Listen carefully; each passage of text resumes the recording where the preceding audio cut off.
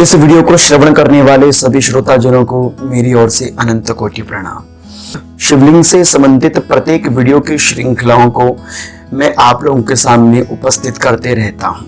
जैसे शिवलिंग घर पर रखना चाहिए या नहीं रखना चाहिए, क्या स्त्रियां शिवलिंग को स्पर्श कर सकती हैं या नहीं कर सकती, अगर हमने घर में शिवलिंग रखा है तो कौन सी दिशा में रखना चाहिए, कितना बड़ा शिवलिंग हमको अपने घर के अंदर रखना चाहिए। वीडियो को अभी तक आपने नहीं सुना है तो मैंने आपको डिस्क्रिप्शन में लिंक दिया है, आप वहां जाकर भी देख सकते हैं। तो शिवलिंग से संबंधित आज की इस वीडियो में हम चर्चा करते हैं शिवलिंग पर जल कैसे अर्पित करना चाहिए।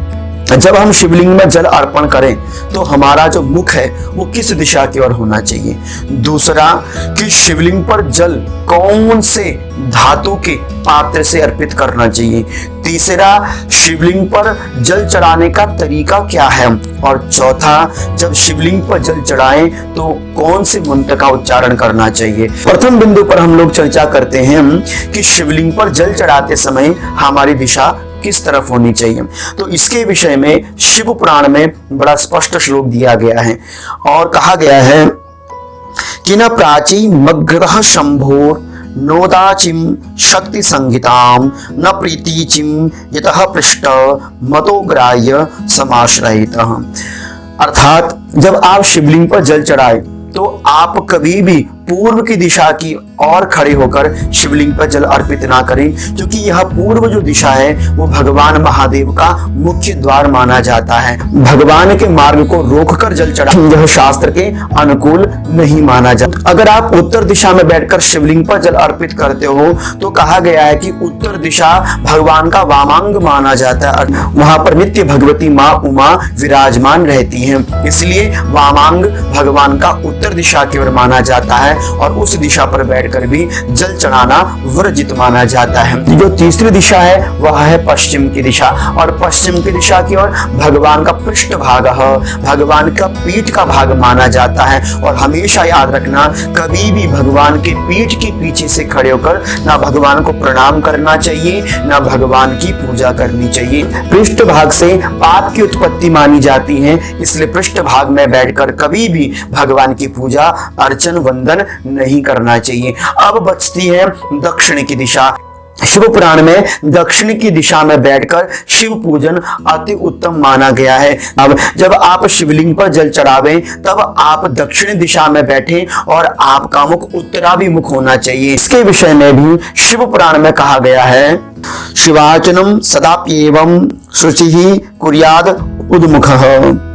अर्थात कि जिस समय भक्त शिवलिंग पर जल चढ़ाए तो उस समय जो भक्त का मुख है वो उत्तर की ओर होना चाहिए, क्योंकि उत्तर की ओर उत्तरे ऋषि तीर्थानि, उत्तर की ओर समस्त ऋषियों का वास और तीर्थों का और महादेव का नित्य वास माना जाता है। दूसरा बिंदु कि शिवलिंग पर कौन से धातु से जल अर्पण करना चाहिए। तो इस विषय में हमारे शास्त्रों में कहा गया है कांसे का पात्र, तांबे का पात्र, चांदी का पात्र जलार्पण के लिए सर्वोत्तम पात्र माना जाता है, इसलिए स्टील के लोटे का प्रयोग कदाचित भी शिवलिंग पर जल चढ़ाने के लिए नहीं करना चाहिए। तीसरी बात, जब हम शिवलिंग पर जल अर्पण करें तो यह ध्यान रखें कभी भी भगवान महादेव पर तेजी से जल अर्पण नहीं करना चाहिए। कई लोग बाल्टी भर भर के महादेव के ऊपर जलार्पण करते हैं, यह बहुत गलत तरीका माना जाता है, यह शास्त्र विरुद्ध तरीका है। शास्त्रों पर तो लिखा गया है कि जलधारा शिव प्रिया, भगवान शिव को जलधारा प्रिय है, और जैसी जल की धारा बिल्कुल पतली बहकर आती है, ऐसे ही जब आप लोटे से महादेव पर जल चढ़ाएं तो एकदम पतली धार भगवान महादेव के ऊपर पड़नी चाहिए। इस तरह से ध्यान पूर्वक शिवलिंग पर जल चढ़ाना चाहिए। जब भी जल चढ़ाएं तो ध्यान रखें दाहिने हाथ से जल चढ़ाना चाहिए और बायां हाथ ऐसे स्पर्श करना चाहिए। जब भी जल या अभिषेक करें तो सदा बैठकर करना चाहिए। जिस समय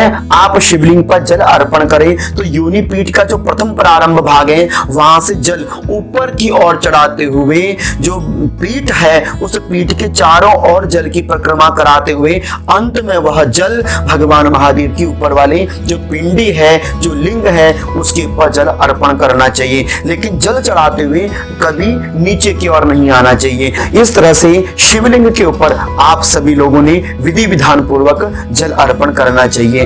और मुझे यह आशा है कि मेरे द्वारा दी गई यह जानकारी आप लोगों के बहुत काम आएगी और मैं आशा करता हूं कि आपको यह वीडियो भी बहुत अच्छी लगी होगी। अगर अच्छी लगी है तो इस वीडियो को लाइक, चैनल को सब्सक्राइब, और जो कोई मन के प्रश्न हो तो आप मुझे इंस्टाग्राम, ट्विटर पर फॉलो कर सकते हैं और मेरे से अपने मन के जो विचार प्रश्न है वो पूछ सकते हैं। तब तक के लिए आप सभी लोगों को मेरी ओर से अनंत कोटि प्रणाम।